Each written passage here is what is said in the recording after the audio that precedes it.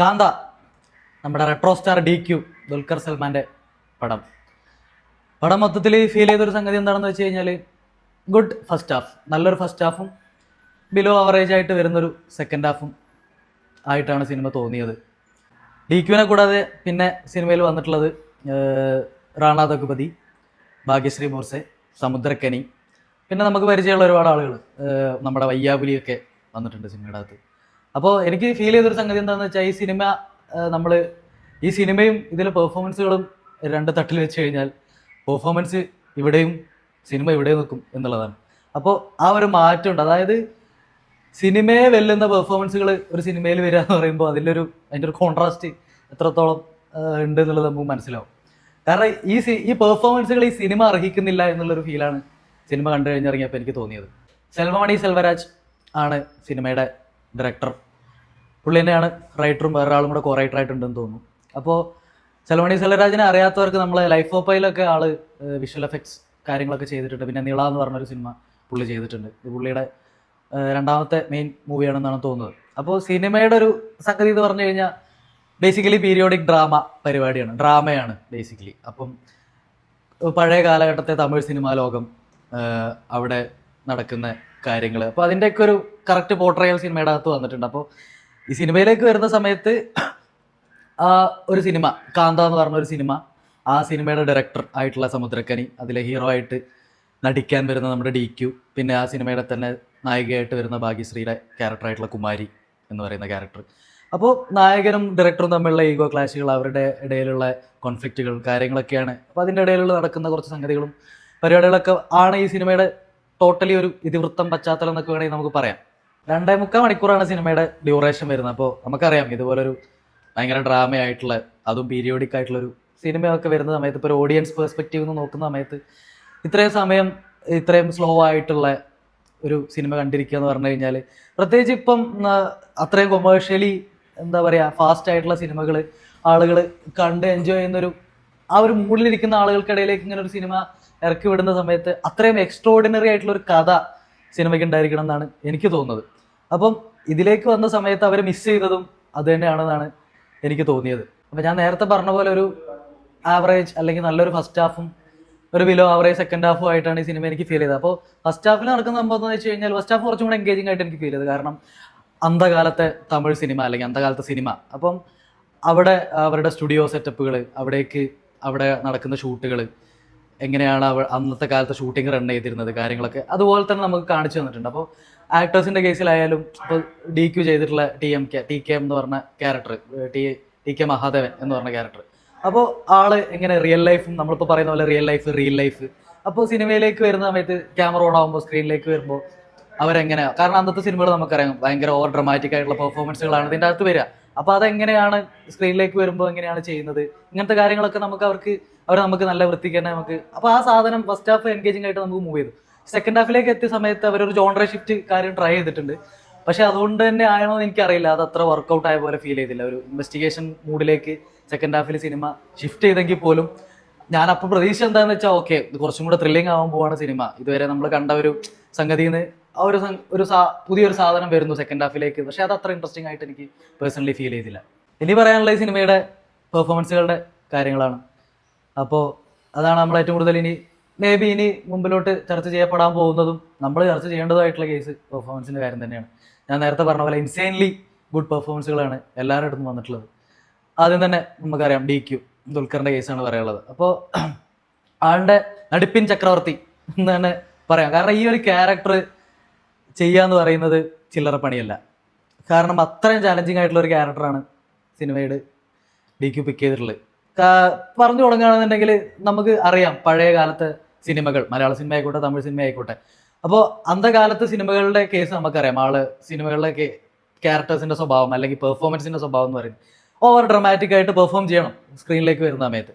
അപ്പോൾ DQ ഞാൻ പറഞ്ഞ പോലെ വീണ്ടും തന്നെ, അതായത് ഓഡിയൻസിന്റെ കേസ് നോക്കാതെ തന്നെ സ്വയം ചലഞ്ച് ചെയ്യുന്ന പോലെയാണ് ഈ ക്യാരക്ടർ പുള്ളി ചെയ്തു വെച്ച രീതി കണ്ടപ്പോൾ എനിക്ക് ഫീൽ ചെയ്ത്. അല്ല, അന്നത്തെ സിനിമകളിൽ നമുക്കറിയാം ആളുകളുടെ പെർഫോമൻസ് ഈ ഓവർ ഡ്രമാറ്റിക് പരിപാടികൾ തന്നെയാണ് നമ്മൾ അന്നും ഇന്നും കാണുന്നത് പഴയ സിനിമകളിൽ.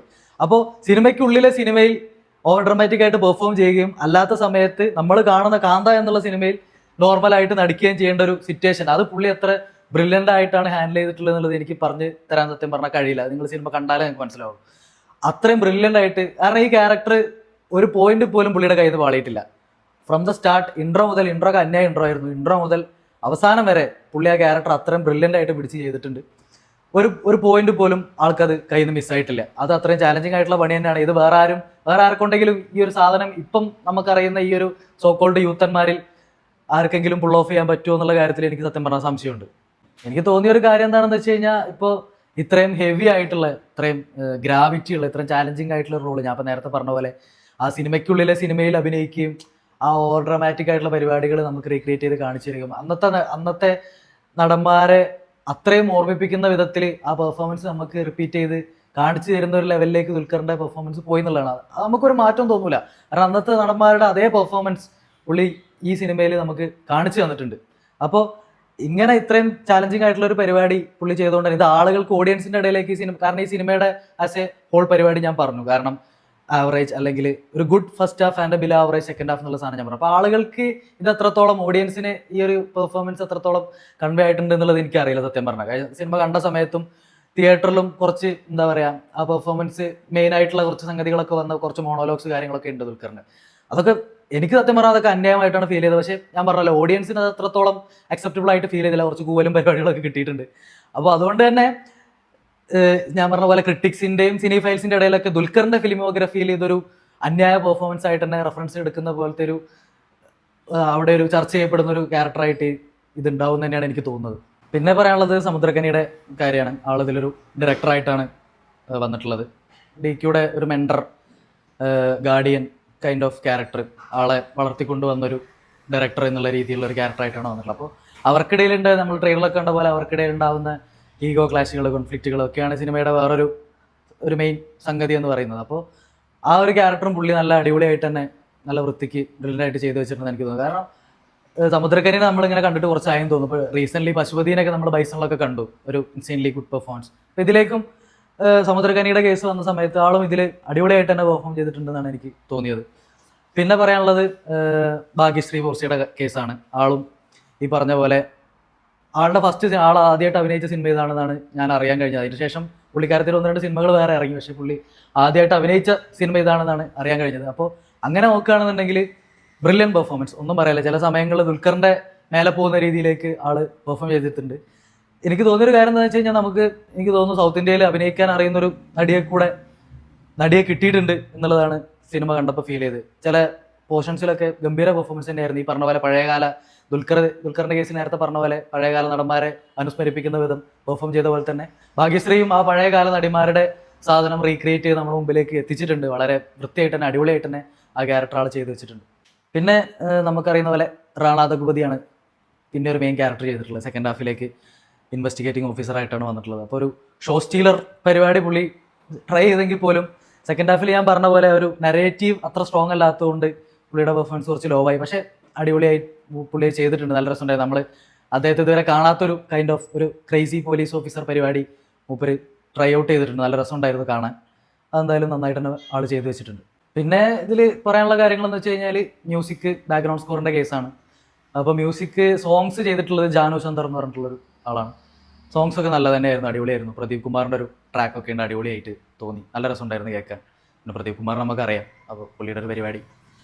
പിന്നെ ബാക്ക്ഗ്രൗണ്ട് സ്കോർ ജെയ്ക്സ് ബിജോയ് ആണ് ചെയ്തിട്ടുള്ളത്, അടിപൊളിയായിട്ട് ചെയ്തിട്ടുണ്ട്. ഫസ്റ്റ് ഹാഫിലും ഈ പറഞ്ഞ പോലെ അവരുടെ റൊമാൻറ്റിക് പോർഷൻസിലൊക്കെ ഉള്ള സ്കോറിങ്ങും പരിപാടികളൊക്കെ നല്ല രസമുണ്ടായിരുന്നു. പിന്നെ കുറച്ച് എന്താ പറയുക, ഒരു മോഡേൺ പരിപാടി ഒക്കെ ഉണ്ട് അതിൻ്റെ ഇടയിൽ, അതും നല്ല രസമായിട്ട് പുള്ളി ചെയ്ത് വെച്ചിട്ടുണ്ട്.